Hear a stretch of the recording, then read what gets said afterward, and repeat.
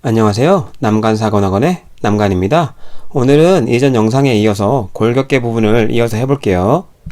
골격계는 크게 몸통 골격이랑 사지 골격으로 나눠요.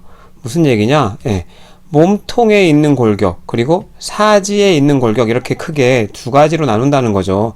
그러면 몸통과 사지는 어떻게 구분하느냐? 그러니까 쉽게 사지 골격과 몸통 골격을 나누시려면 이렇게 보시면 돼요.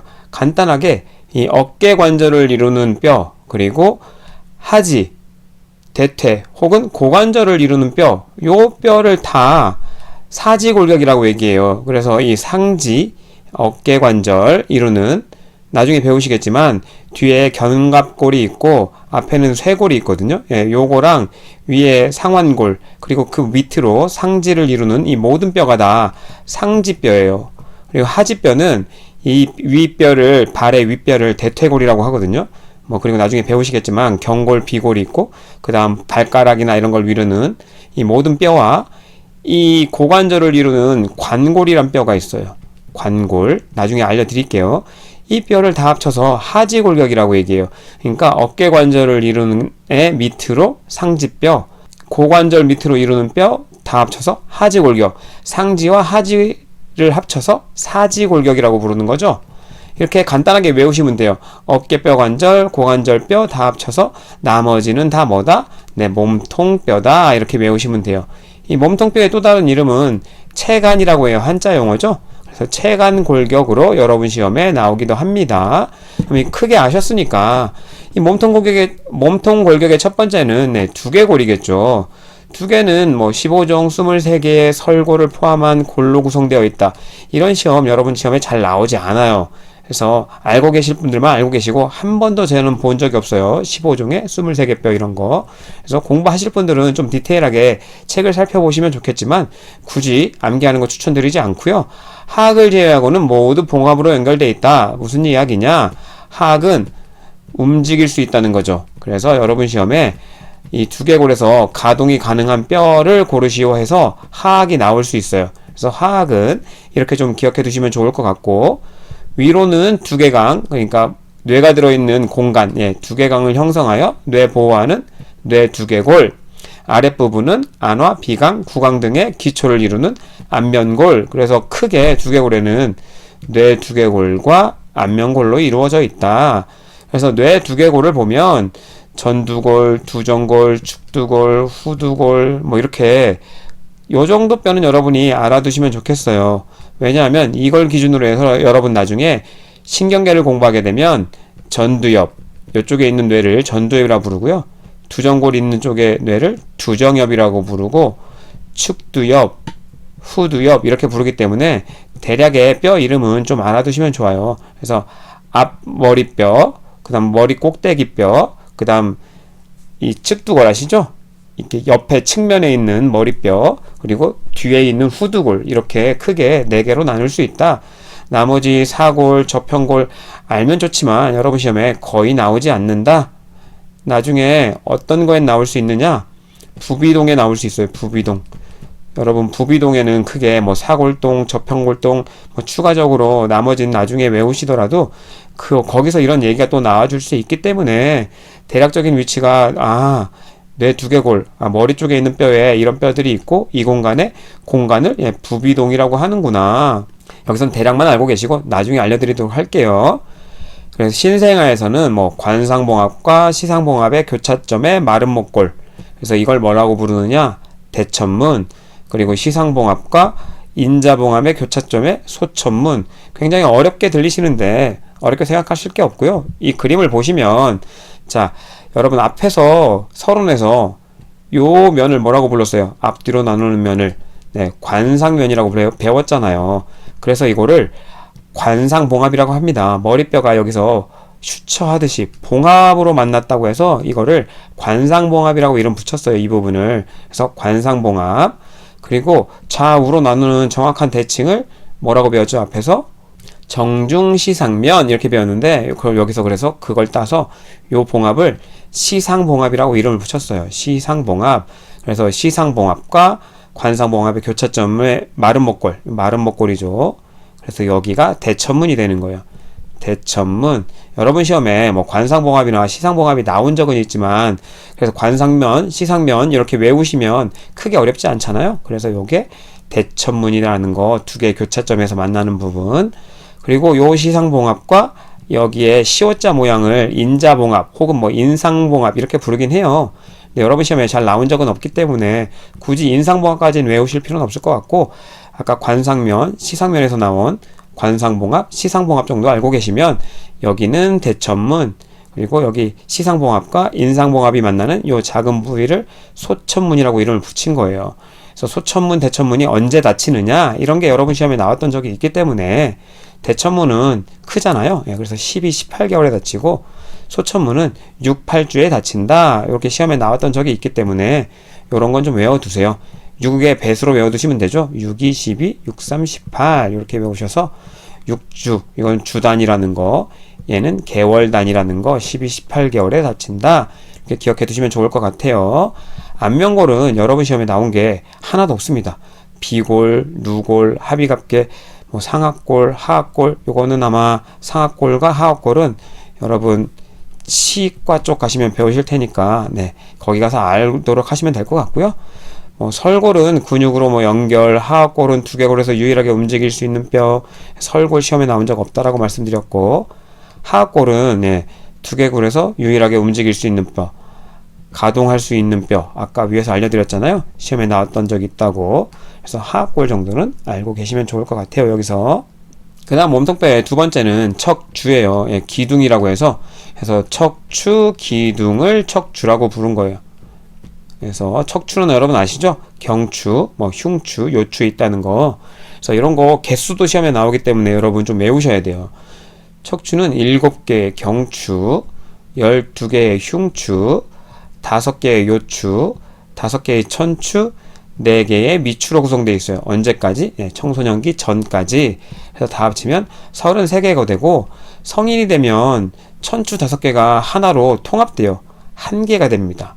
미추 4개였던 게 또 1개가 돼요. 그래서 성인에서는 총 26개. 요런 시험 문제가 다 나왔던 적이 있어요. 그래서 여러분이 척추 개수는 경추부터 천추, 미추까지 다 외우셔야 돼요. 그래서 그림으로 외우시는 게 편해요. 요게 지금 목뼈거든요. 그래서 목에 있는 경추 하나, 둘, 셋, 넷, 다섯, 여섯, 일곱. 이렇게 7개까지가 경추고요. 그 다음 여기서부터 12개까지 하나, 둘, 셋, 넷, 다섯, 여섯, 일곱, 여덟, 아홉, 열, 열하나, 열둘. 요까지가 흉추라고 부릅니다. 12개예요, 흉추. 그리고 그 다음 요추는 하나, 둘, 셋, 넷, 다섯. 네, 요까지를 요추라고 불러요. 요추는 5개. 이렇게 개수를 좀 외우셔야 돼요. 따로따로 외워두시는 게 좋아요. 그리고 여기서 통으로 이렇게 이루어진 게 천추예요. 옆으로 보니까 이런데, 이 천추가 총 어릴 때는 5개였지만 커서 1개가 된다고요. 성인이 되면. 그래서 요것도 따로 외워두시고, 여기 꼬리뼈라고 하는 미추도 원래는 4개였으나 성인이 되면 1개가 된다. 이렇게 외워두셔야 여러분이 33개, 26개 이렇게 따로도 외워두실 수 있으니까 꼭 따로따로, 왜? 각자 개수도 몇 개인지도 여러분 시험에 나왔던 적이 있어요. 그래서 척추는 조금 더 디테일하게 공부하실 필요가 있고요.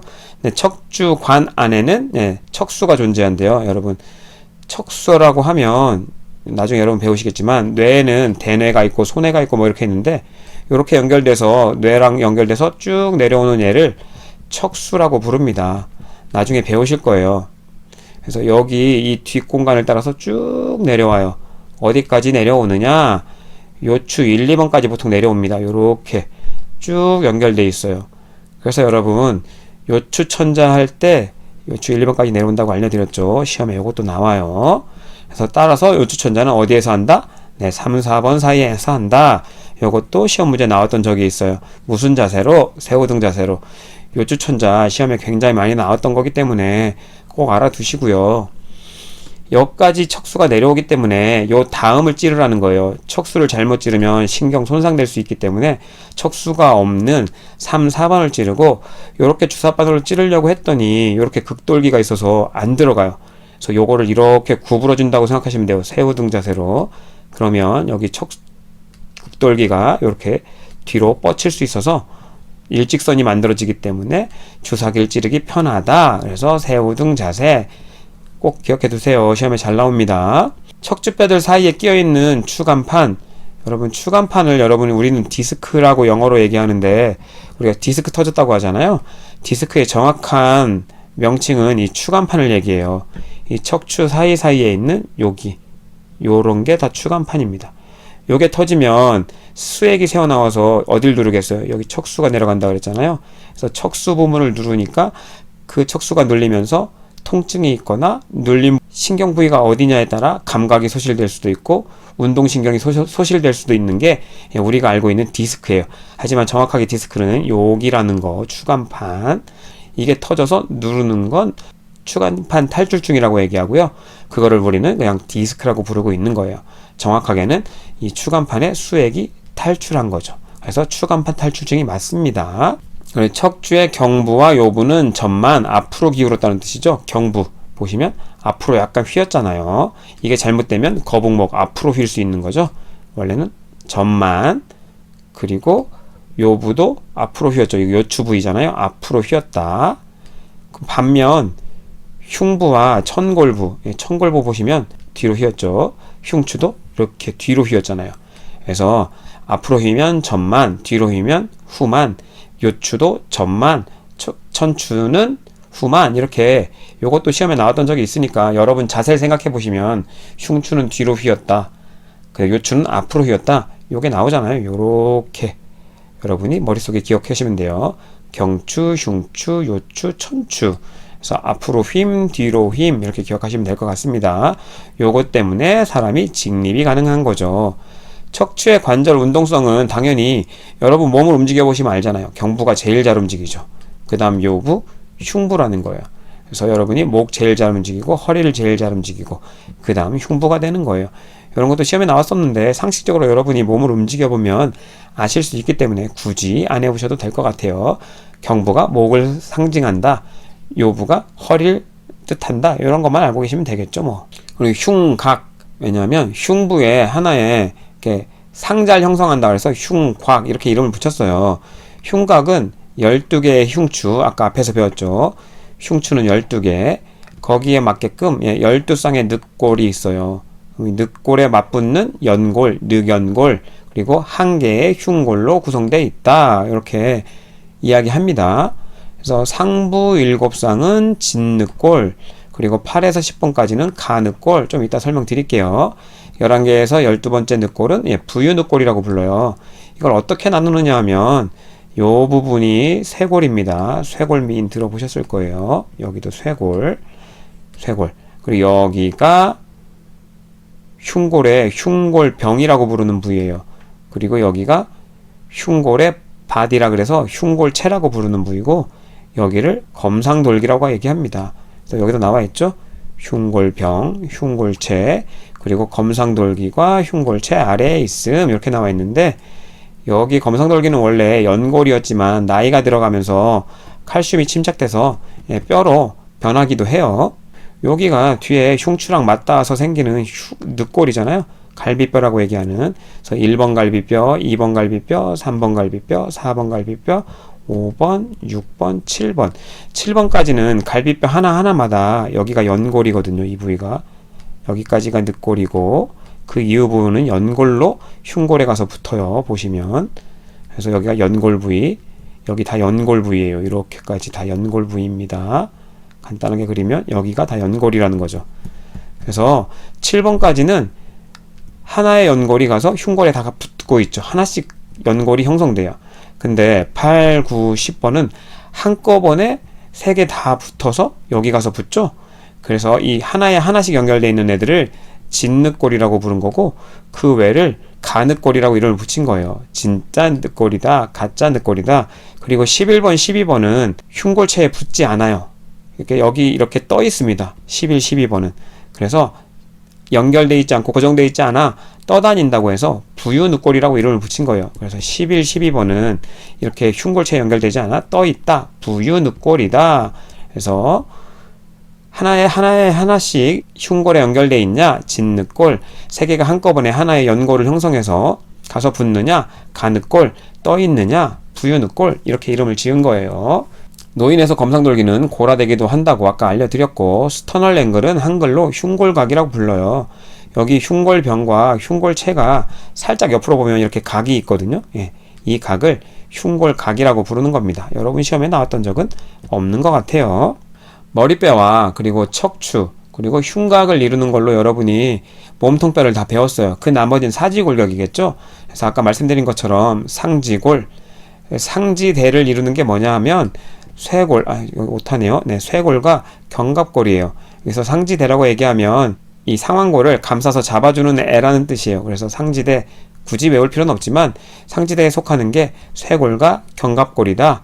그리고 상지는 상완골, 제 위팔뼈를 얘기하죠. 그리고 요골, 척골, 요 정도는 제가 꼭 외워두라고 했던 뼈들이에요. 나중에도 중요하니까 꼭 외워두세요. 쇄골, 견갑골, 상완골, 요골, 척골. 그래서 그림으로 좀 보시면 편하니까. 네, 요게 아까 앞에서도 알려드렸지만 쇄골이에요. 그리고 뒤에는 이렇게 견갑골이 이렇게 있어야 돼요. 여기 이렇게 있어서 얘네들이 이 어깨 관절을 이루는 요 부분을 만들어 주는 거죠. 그래서 보시면 요 부분 되게 작게 나왔네요. 뒤에 잘 나오진 않았지만 견갑골 부위랑 요 쇄골 부위가 요 어깨 관절을 잡아줘야 돼요. 그래서 어깨 관절을 이루는 뼈, 견갑골, 여기 쇄골, 그리고 여기 상완골, 이 밑으로는 다 뭐다? 네, 상지골이다. 이렇게 외우시면 된다는 거예요. 상지뼈가 어깨 관절을 이루는 애 밑으로 전부다. 그리고 이쪽 바깥에 있는 애가 요골이에요. 요골. 그리고 안쪽에 있는 애가 척골. 이 기준은 항상 해부학적 자세라고 얘기했어요. 손바닥을 앞으로 보이는 부위. 그리고 여기 있는 뼈들이 8개가 있는데 이 뼈들을 뭐 수근골이라고 하는데 여러분 시험에 나왔던 적은 별로 없는 뼈라서 그냥 보고 넘어가셔도 됐고, 그리고 그 다음 여기 중수골이 5개가 있죠. 얘가 중수골. 그 다음 수지골이, 그 다음 손가락뼈를 얘기해요. 하나 다 합쳐서 여기 3개씩 있거든요. 3개, 3개, 3개, 3개. 4, 3, 12에 엄지뼈는 2개로만 구분되기 때문에 2개 합치면 14개가 된다. 여러분 시험에 이것도 잘 나온 적은 없기 때문에 굳이 외우실 필요는 없고, 제가 알려드리는 쇄골, 그리고 견갑골 어깨뼈, 그리고 상완골, 요골, 척골 정도는 꼭 외워두시고요. 그래서 이걸 다 합쳐서 뭐라고 부른다? 상지골. 하지골은 하지관절, 그러니까 고관절을 이루는 뼈 밑으로를 다 하지관절이라고 앞에서 알려드렸잖아요. 그럼 고관절을 이루는 뼈는 뭐냐? 고관절을 이루는 뼈는 얘예요. 얘가 나중에 알게 되겠지만 여러분 관골이라는 애거든요. 관골. 그래서 얘가 관골이고요. 요게 대퇴골입니다. 관골과 대퇴골이 고관절을 이뤄요. 그래서 이 밑으로는 다 하지관절이겠죠. 여기 좀 더 큰 그림으로 보시면 요게 관골이라고 알려드렸고, 여기가 천골 부위거든요. 요렇게. 그래서 요까지는 천골이고 여기만 관골이에요. 그리고 여기 옆에 관골이랑 만나는 부위, 연결하는 부위가 치골결합. 나중에 또 알려드릴게요. 치골결합이라고 부릅니다. 그래서 관골과 대퇴골이 이루는 고관절 밑으로 다 뭐다? 하지관절이다. 그래서 대퇴골, 그리고 여기 있는 굵은 뼈를 경골이라고 얘기합니다. 경골. 그리고 이 뼈를 비골이라고 얘기해요. 적어도 이 뼈까지는 알아두셔라. 관골, 그 다음 대퇴골, 경골, 비골. 그리고 여기 아까 위에 수근골처럼 여기도 7개의 뼈들이 있어요. 이거를 뭐 족근골이라고 이름 붙이고요. 그리고 아까 중수골처럼 이렇게 5개의 뼈를 여기는 중족골, 다리에 있으니까 5개. 그 다음 손가락뼈랑 똑같아요. 족지골이 14개가 있습니다. 시험에 잘 나오는 뼈는 아니에요. 그래서 관절로 외우시면 돼요. 어깨 관절을 이루는 뼈 밑으로 상지골, 하지 관절을 이루는 뼈 밑으로 뭐다? 하지골. 이렇게 외우시면 쉽게 외울 수 있고, 나머지는 뭐다? 몸통뼈다. 체간골격이다. 골반을 이루는 뼈를 다 합쳐서 골반뼈라고 얘기해요. 골반은 아까 알려드렸지만 천골, 그리고 꼬리뼈가 있잖아요. 미골, 그리고 좌우에 관골로 이루어진다는 거죠. 관골은 또 어떻게 이루어지냐? 장골, 치골, 좌골. 엄청 어렵죠? 여기는 약간 뭐 긴뼈라고도 외웠었는데 아니라고 알려드렸었잖아요. 앞에 장골은 긴뼈라고도 얘기하지만 관골에 있는 또 다른 뼈 이름이 또 장골이에요. 여러분에게 좀 혼돈을 줄 수 있는 뼈들이 있는데 좀 구분해서 외워둘 필요가 있어요. 자, 골반뼈를 보시면 이렇게 생겼어요. 앞에서도 똑같은 그림으로 썼지만 여기가 관골이에요. 여기가 치골결합 부위라고 그랬죠. 옆에 똑같이 생겼고 여기가 연골, 그래서 치골결합이다. 이름을 그렇게 불렀어요. 치골결합.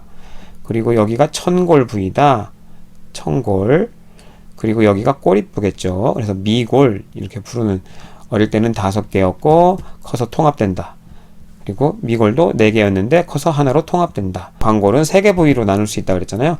이게 한쪽 관골을 이렇게 딱 나누면 여기를 이렇게 3등분 할 수 있어요. 간단하게 이렇게 그려볼게요. 이렇게 3등분 하면 여기서부터 윗뼈를 장골이라고 불렀어요. 얘가 장골. 그리고 여기가 엉덩이, 여러분 앉을 때 닿는 부위잖아요. 그래서 앉을 좌자 써서 좌골.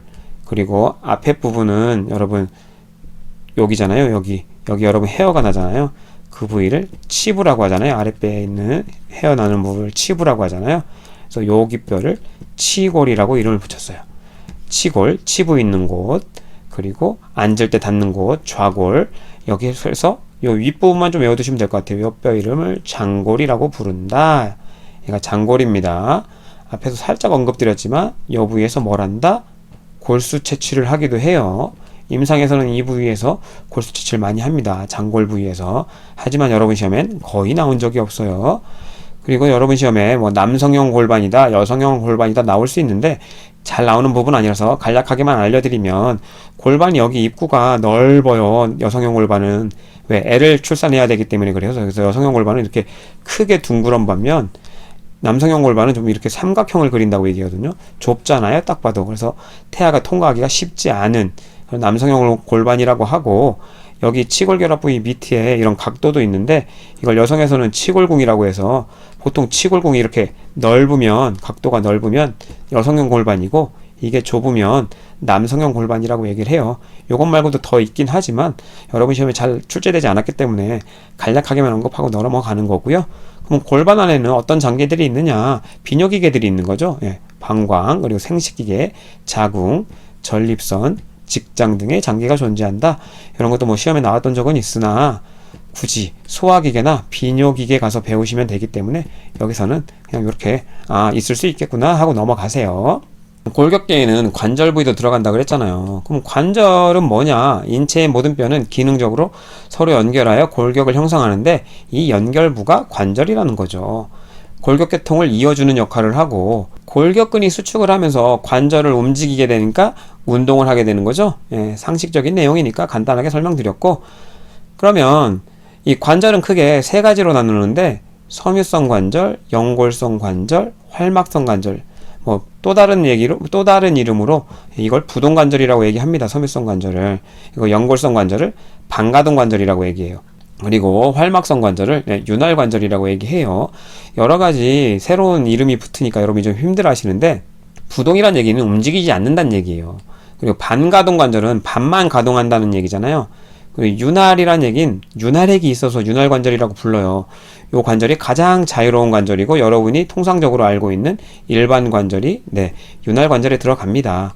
나중에 설명드리면 이해가 좀 되실 거니까 섬유 관절 먼저 볼게요. 여러분은 시험에 이 섬유가 나오면 어렵게 생각하지 마세요. 좀 단단하다고 생각하시면 돼요. 단단하네. 요걸 꼭 기억해 두세요. 그래서 여러분 시험에 뭐 섬유질식이라고 나오면 섬유질이 뭔지 좀 아시는 분들도 있을 거고 모르시는 분들도 있는데, 간략하게 설명드리면 너무 단단해서 우리 몸에서 소화가 이루어지지 않습니다. 이렇게 알고 계시면 돼요. 단단한 애예요. 일단 이렇게 알고 계시면 단단이라는 단어가 좀 기억에 나실 거고, 그럼 섬유성 관절도 단단하다는 얘기네. 그걸 또 다른 말로 움직이지 않는다는 표현을 쓴 거예요.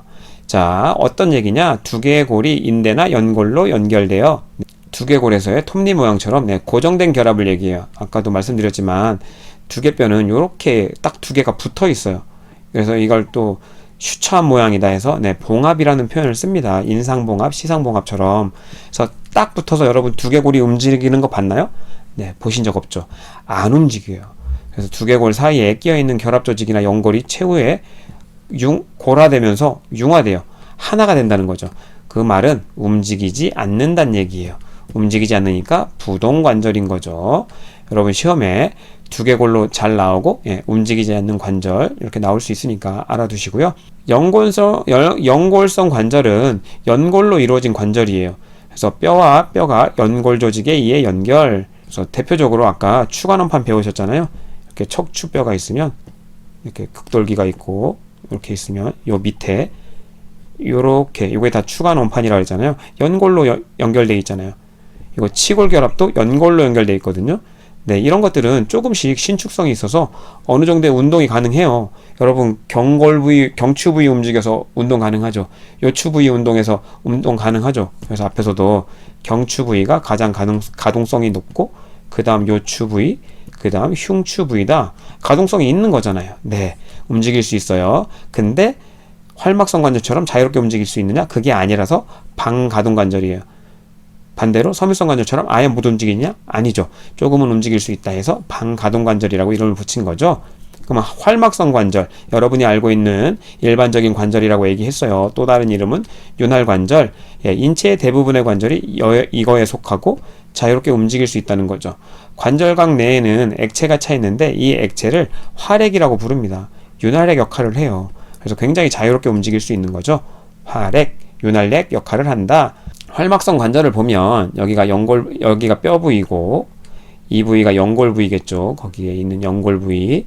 그래서 여기도 연골 부위예요. 이렇게 연골 부위가 있고 요게 관절강을 이루는 부위예요. 무슨 얘기냐? 이렇게 쌓여 있어서 여기가 하나의 관절낭 그리고 낭이라고 부르는 거거든요. 하나의 공간을 만들기 때문에 그 안을 관절강이라고 이름을 붙인 거예요. 그래서 요 부위가 뭐냐? 활막이에요. 활막. 요렇게 활막이 있어요. 요렇게 주변으로 활막이 있는 거예요. 그럼 이 활막은 뭘 하느냐? 네, 활액을 만듭니다. 어려우신 분들은 안 해오셔도 돼요. 시험에 나왔던 적이 있어서 살짝 언급 드리려고 하는 거예요. 활막이에서 활액을 만들면 여기가 활액으로 가득 차요. 얘가 윤활유 역할을 하는 거죠. 아까도 알려드렸지만. 그리고 이 활막 바로 바깥쪽에는 이렇게 섬유막이 형성되어 있어서 꽉 잡아주고 있어요. 그래서 얘가 관절낭을 이루고 그 간 공간을 관절강이라고 얘기하고 이 관절강 내에는 뭐가 있다? 활액이 있어서 윤활액 역할을 해서 자유롭게 움직일 수 있다. 이런 게 시험에 나왔던 부분이지만 어려운 부분이라서 꼭 암기하라고는 말씀 못 드리고요. 고득점을 원하시는 분들만 좀 알아두시면 좋을 것 같아요. 자, 연골도 여러분 골격계에 들어간다고 했잖아요. 연골은 보통 교원섬유가 굉장히 많습니다. 근데 이 교원섬유 안에 단백질이 있어서 여러분 시험에 연골에 단백질이 많다 이렇게 나왔던 적이 있어서 지금 이렇게 정리를 해드리는 거예요. 단백질을 함유하고 있는 특수한 섬유성 결합조직 그리고 칼슘 침착이 없어요. 여러분 시험에 좀 나올 수 있는 얘기예요. 연골은 칼슘 침착이 없어요. 그래서 칼슘이 침착되어 있다 해서 오답으로 나온 적이 있으니까 없다는 거 알아두시면 좋을 것 같고 그렇기 때문에 칼슘이 없어서 뼈처럼 단단하지 않고 물렁물렁해서 여러분 물렁뼈라고 부릅니다. 혈관이나 신경의 분포가 없어. 이것도 시험에 나왔었어요. 혈관도 없고 신경의 분포도 없다. 주변 조직으로부터 확산을 통해서 이거 알아두라고 했죠. 기전 확산을 통해서 영양을 공급받습니다. 연골의 종류도 크게 세 가지예요. 초자연골, 탄력연골, 섬유연골. 섬유가 나오면 여러분 시험에 좀 단단하다고 기억하라 그랬잖아요. 그러면 여기에 섬유연골은 뭐다? 단단한 연골이란 뜻이에요. 그래서 치밀결합 조직과 비슷하며 체중을 지탱하는 부위 혹은 큰 압력을 견디는 부위. 그래서 단단하다고 했으니까 큰 압력을 견디는 부위, 굉장히 단단하고 체중을 지탱할 정도로 이렇게 큰 힘을 받을 수 있는 부위라는 거예요. 그래서 여기도 나왔지만 치골결합 부위나 슬관절, 관절원판, 치골결합. 그래서 굉장히 하중을 지탱을 많이 하는 곳이에요. 굉장히 단단하게 버틸 수 있어야 되는 곳들이 이 섬유연골로 연결되어 있다는 거죠. 대부분의 연골은 초자연골이에요. 그래서 또 다른 이름은 유리연골이라고 하고 어떻게 생겼냐? 반투명하고 평활하고 굳지만 약간의 굴곡성이 있다. 이런 얘기는 시험에 잘 나오진 않아요. 이 초자연골이 어떤 뼈들로 여러분 인체에 있느냐? 그래서 대표적으로 늑연골, 기관, 여러분 기관지 배우셨잖아요. 앞에서. 혹시 모르시면 여러분 호흡기계 가면 다시 나올 얘기이기 때문에 거기서 또 알려드리고요. 가동관절의 골단. 여러분 골단은 뼈의 끝부분이라고 알려드렸잖아요. 요 골단 부위가 끝부분이에요. 여기에 보통 연골이 있죠. 이 윗부분에. 그러니까 골단 부위, 여기에 있는 게 다 초자연골이에요. 늑연골, 가동관절의 골단, 기관. 대부분의 연골은 초자연골이다. 아까 섬유연골 딱딱한데 있는 몇 가지 제외하고 대부분이 초자연골이고요. 탄력연골은 말처럼 탄력적인 연골을 얘기해요. 탄력 섬유가 많아서 인체 구조를 탄력적으로 지탱한다. 이런 거 시험에 잘 안 나온다고 말씀드렸죠. 그래서 탄력적인 연골을 생각하시면 돼요. 우리 몸의 탄력적인 데가 어디죠? 혹시 모르시면 이게 한국말로는 귓바퀴거든요. 그래서 여러분 귀라고 하는 부위가 대부분 이 귓바퀴잖아요. 그 다음 그 안쪽이 뭐 외이, 내이, 중이 뭐 이렇게 연결되는데 이 귀에 귀 모양을 형성하고 있는 귓바퀴 이렇게 생겼죠 보통. 그 다음에 이렇게 들어가 있는 부분이 외이에요. 여기가 나중에 배우실 거고 요게 귓바퀴라는 거죠. 귓바퀴에 있는 연골들을 탄력 연골이라고 합니다. 만져보시면 굉장히 탄력이 있어요. 그리고 여러분 시험에 이제 엄청 잘 나오는 후두개도 탄력 연골이에요. 그래서 후두개는 다른 건 몰라도 여기서는 꼭 외워두세요. 이 그림을 보시면 얘가 후두개예요. 후두개. 어떤 역할을 하느냐. 여러분이 음식물이 들어왔어요. 삼키면 여기 앞이 기관이거든요. 여 부위가 기관이에요. 여기 연골을 초자연골이라고 아까 말씀드렸죠. 그래서 음식물이 삼킬 때 이쪽이 그러면 기도 부위잖아요. 음식물이 들어가면 안 되겠죠. 그래서 음식물 딱 삼킬 때 여기가 식도 부위예요. 여기가 식도 부위니까 여기로 들어갈 때 여러분이 꿀꺽 삼킬 때 얘가 요렇게 여기 부위를 닫습니다. 내려와서 요렇게 닫게 되는 거죠. 그래서 후두개가 하는 역할은 기도로 흡인되는 걸 방지하는 역할을 하는 거예요. 딸깍 닫힘으로 인해서 음식을 삼킬 때 음식물은 어디로 들어가게? 네, 여기로 들어가게, 식도로 들어가게 하고 이 부분을 닫는 거죠. 가끔 이게 원활하게 안 이루어지면 여러분이 기침을 하게 되는 거죠. 콜록 음식물이 여기 들어가서 흡인이라고 합니다. 이 음식물이 들어간 거를. 나중에 여러분 시험에 흡인 예방 뭐 이런 얘기가 나오면 아 기도로 들어가지 않도록 하는 거구나. 그래서 이렇게 기억해 두시면 좋을 것 같아요. 오늘 굉장히 많은 것을 배웠는데 이렇게 짧은 시간에 많은 것을 배우다 보면 당연히 어려울 수밖에 없어요. 그래도 차근차근 제가 수업했던 내용을 다시 한번 복습하고 또 복습하시면 조금은 익숙해지실 거예요. 오늘 제가 준비한 내용은 여기까지입니다. 감사합니다.